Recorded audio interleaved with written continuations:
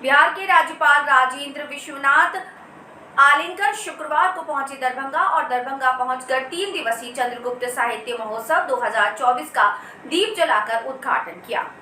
बिहार के राज्यपाल विश्वनाथ आर्लेकर शुक्रवार को पहुंचे दरभंगा और दरभंगा पहुंचकर 3 दिवसीय चंद्रगुप्त साहित्य महोत्सव 2024 का दीप जलाकर उद्घाटन किया। विश्वविद्यालय परिसर में ये उद्घाटन हुआ।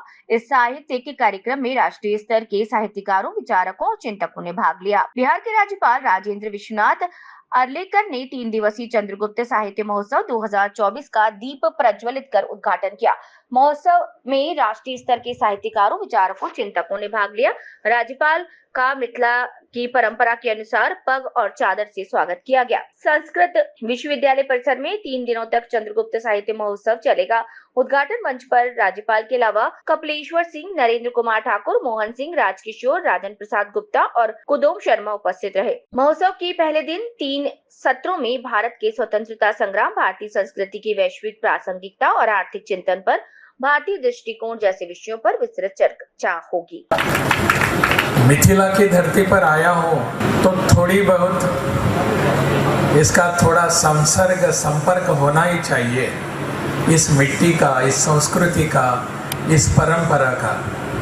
आज के इस चंद्रगुप्त साहित्य महोत्सव, इसके उद्घाटन समारोह में हम सभी बैठे हैं और सभी उपस्थित बहनों और भाइयों, चंद्रगुप्त साहित्य महोत्सव का कार्य आयोजन गत वर्ष से हो रहा है और मेरा सौभाग्य रहा कि गत वर्ष के प्रारंभिक कार्यक्रम में मैं उपस्थित था, जो पटना में हुआ था। आज भी यह कार्यक्रम यहाँ हो रहा है। ऐसी ऐतिहासिक धरती पर मुझे युवराज कपिलेश्वर के साथ बैठने का सौभाग्य मिला, उनके राजवाड़े पर, उनके घर पर, निवास पर। तो उस समय भी बहुत सारी बातें ध्यान में आ गई कि यह धरती कितनी श्रेष्ठ है, कितनी समृद्ध है और इसी को ध्यान में रखकर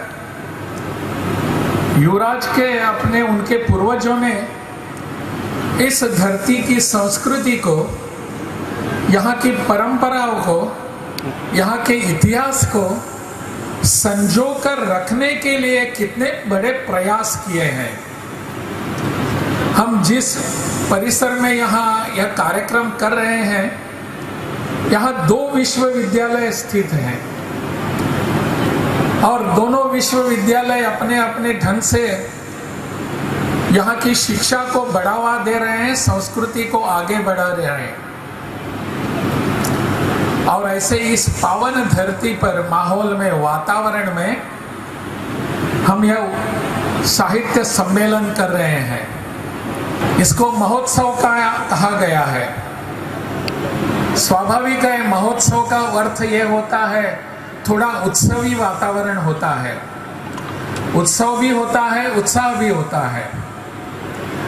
और उत्साह और उत्सव जब मिलता है तो हमारे देश के लोग इतने उछल जाते हैं कि मानो यह मेला हो गया है। मेरे पूर्व वक्ताओं ने इसको मेला का भी संबोधन दिया था, लेकिन मैं इसको सम्मेलन कहना चाहूंगा। मैं गोवा की धरती से आता हूं और उसके बगल में वहाँ महाराष्ट्र भी है। वहाँ अपनी भाषा के मराठी साहित्य सम्मेलन गोवा में भी होते हैं और महाराष्ट्र में भी होते हैं।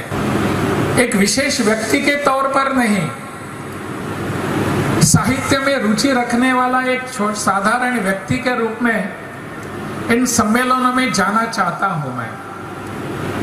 आजकल इन ऐसे जाना मेरा बहुत कम हुआ है मेरे पद के कारण, परंतु यहाँ आने के बाद मुझे फिर से वही वातावरण देखने को मिला।